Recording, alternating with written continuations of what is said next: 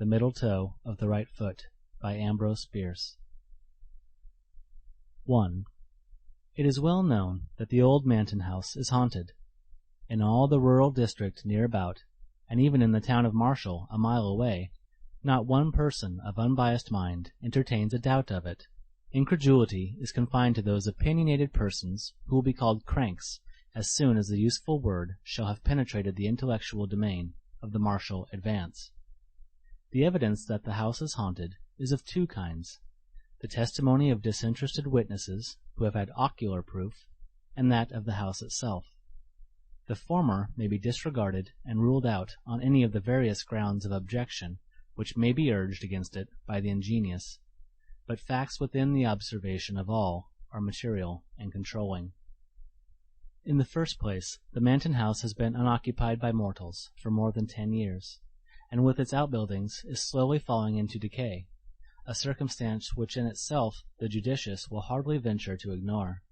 It stands a little way off the loneliest reach of the Marshall and Harriston road, in an opening which was once a farm and is still disfigured with strips of rotting fence and half covered with brambles overrunning a stony and sterile soil long unacquainted with the plow. The house itself is in tolerably good condition, though badly weather-stained and in dire need of attention from the glazier, the smaller male population of the region having attested in the manner of its kind its disapproval of dwelling without dwellers. It is 2 stories in height, nearly square, its front pierced by a single doorway flanked on each side by a window boarded up to the very top. Corresponding windows above, not protected, serve to admit light and rain to the rooms of the upper floor. Grass and weeds grow pretty rankly all about, and a few shade trees, somewhat the worse for wind, and leaning all in one direction, seem to be making a concerted effort to run away. In short, as the Marshalltown humorist explained in the columns of the Advance, the proposition that the Manton house is badly haunted is the only logical conclusion from the premises. The fact that in this dwelling Mr. Manton thought it expedient one night some 10 years ago to rise and cut the throats of his wife and 2 small children, removing at once to another part of the country, has no doubt done its share in directing public attention to the fitness of the place for supernatural phenomena. To this house one summer evening came 4 men in a wagon. 3 of them promptly alighted, and the one who had been driving hitched the team to the only remaining post of what had been a fence. The 4th remained seated in the wagon. "Come," said one of his companions, approaching him, while the others moved away in the direction of the dwelling. "This is the place." The man addressed did not move. "By God," he said harshly, "this is a trick, and it looks to me as if you were in it." "Perhaps I am," the other said, looking him straight in the face, and speaking in a tone which had something of contempt in it.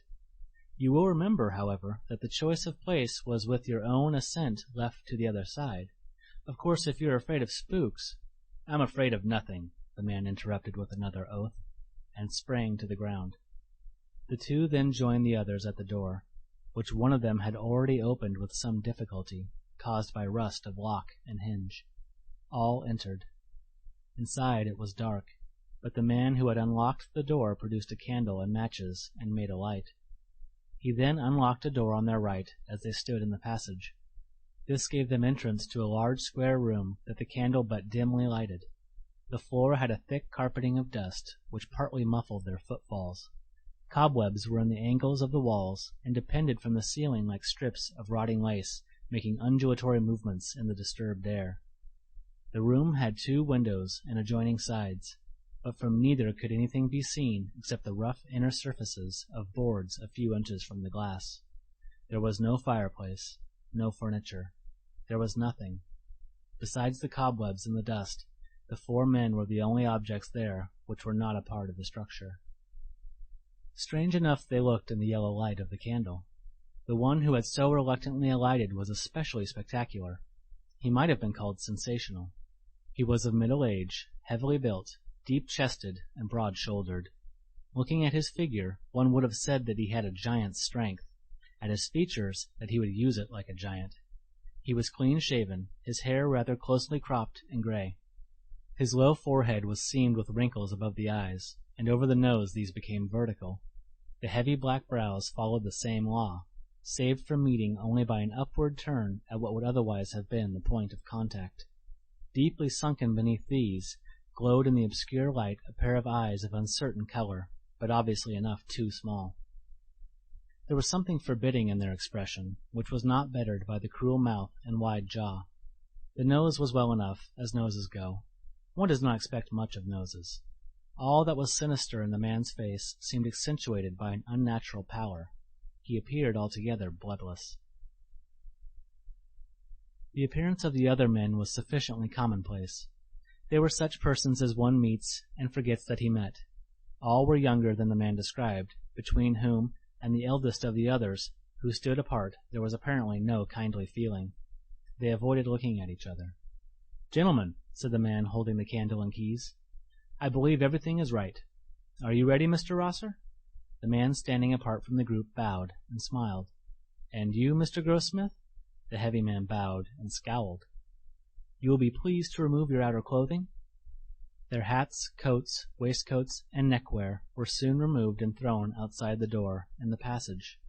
The man with the candle now nodded, and the fourth man, he who had urged Grossmith to leave the wagon, produced from the pocket of his overcoat 2 long, murderous-looking bowie knives, which he drew now from their leather scabbards. "They are exactly alike," he said, presenting one to each of the 2 principals. For by this time the dullest observer would have understood the nature of this meeting. It was to be a duel to the death. Each combatant took a knife, examined it critically near the candle, and tested the strength of the blade and handle across his lifted knee. Their persons were then searched in turn, each by the second of the other. "If it is agreeable to you, Mr. Grossmith," said the man holding the light, "you will place yourself in that corner." He indicated the angle of the room farthest from the door, whither Grossmith retired, his second parting from him with a grasp of the hand which had nothing of cordiality in it. In the angle nearest the door Mr. Rosser stationed himself, and after a whispered consultation his second left him, joining the other near the door. At that moment the candle was suddenly extinguished, leaving all in profound darkness. This may have been done by a draught from the open door. Whatever the cause, the effect was startling. "Gentlemen," said a voice which sounded strangely unfamiliar in the altered condition affecting the relations of the senses. "Gentlemen, you will not move until you hear the closing of the outer door." A sound of trampling ensued, then the closing of the inner door, and finally the outer one closed with a concussion which shook the entire building. A few minutes afterward a belated farmer's boy met a light wagon, which was being driven furiously toward the town of Marshall. He declared that behind the 2 figures on the front seat stood a third, with its hands upon the bowed shoulders of the others, who appeared to struggle vainly to free themselves from its grasp.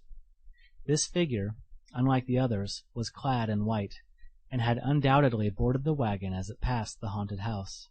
As the lad could boast a considerable former experience with the supernatural thereabouts, his word had the weight justly due to the testimony of an expert. The story, in connection with the next day's events, eventually appeared in the Advance, with some slight literary embellishments, and a concluding intimation that the gentlemen referred to would be allowed the use of the paper's columns for their version of the night's adventure, but the privilege remained without a claimant. 2. The events that led up to this duel in the dark were simple enough. One evening 3 young men of the town of Marshall were sitting in a quiet corner of the porch of the village hotel, smoking and discussing such matters as 3 educated young men of a southern village would naturally find interesting. Their names were King, Sancher, and Rosser. At a little distance, within easy hearing, but taking no part in the conversation, sat a fourth. He was a stranger to the others. They merely knew that on his arrival by the stagecoach that afternoon he had written in the hotel register the name of Robert Grossmith. He had not been observed to speak to anyone except the hotel clerk. He seemed, indeed, singularly fond of his own company, or, as the personnel of the Advance expressed it, grossly addicted to evil associations. But then it should be said in justice to the stranger that the personnel was himself of a too convivial disposition fairly to judge one differently gifted, and had, moreover, experienced a slight rebuff in an effort at an interview. "I hate any kind of deformity in a woman," said King, "whether natural or acquired. I have a theory that any physical defect has its correlative mental and moral defect." "I infer, then," said Rosser, gravely, "that a lady lacking the moral advantage of a nose would find the struggle to become Mrs. King an arduous enterprise." "Of course you may put it that way," was the reply. "But seriously, I once threw over a most charming girl on learning quite accidentally that she had suffered amputation of a toe. My conduct was brutal, if you like, but if I had married that girl, I should have been miserable for life, and should have made her so." "Whereas," said Sancher with a light laugh, "by marrying a gentleman of more liberal view, she escaped with a parted throat." "Ah, you know to whom I refer. Yes, she married Manton, but I don't know about his liberality. I'm not sure but he cut her throat because he discovered that she lacked that excellent thing in woman, the middle toe of the right foot." "Look at that chap," said Rosser in a low voice, his eyes fixed upon the stranger. That chap was obviously listening intently to the conversation. "Damn his impudence," muttered King. "What ought we to do?" "That's an easy one," Rosser replied, rising. "Sir," he continued, addressing the stranger, "I think it would be better if you would remove your chair to the other end of the veranda. The presence of gentlemen is evidently an unfamiliar situation to you." The man sprang to his feet and strode forward with clenched hands, his face white with rage. All were now standing. Sancher stepped between the belligerents. "You are hasty and unjust," he said to Rosser. "This gentleman has done nothing to deserve such language." But Rosser would not withdraw a word. By the custom of the country and the time, there could be but one outcome to the quarrel. "I demand the satisfaction due to a gentleman," said the stranger, who had become more calm. "I have not an acquaintance in this region. Perhaps you, sir," bowing to Sancher, "will be kind enough to represent me in this matter." Sancher accepted the trust, somewhat reluctantly it must be confessed, for the man's appearance and manner were not at all to his liking.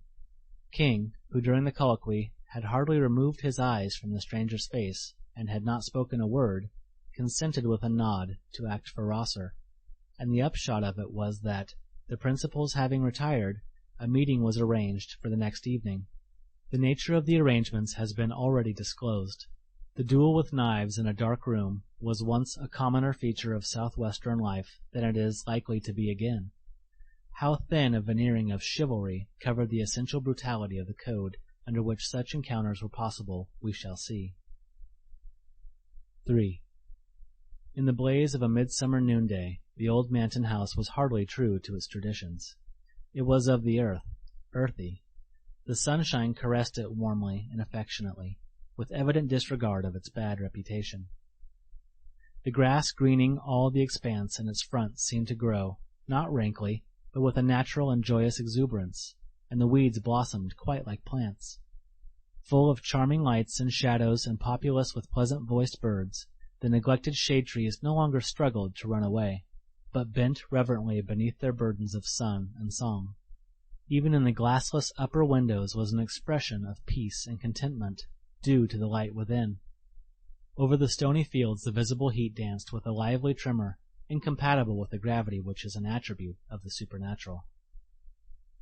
Such was the aspect under which the place presented itself to Sheriff Adams and two other men who had come out from Marshall to look at it. One of these men was Mr. King, the sheriff's deputy. The other, whose name was Brewer, was a brother of the late Mrs. Manton.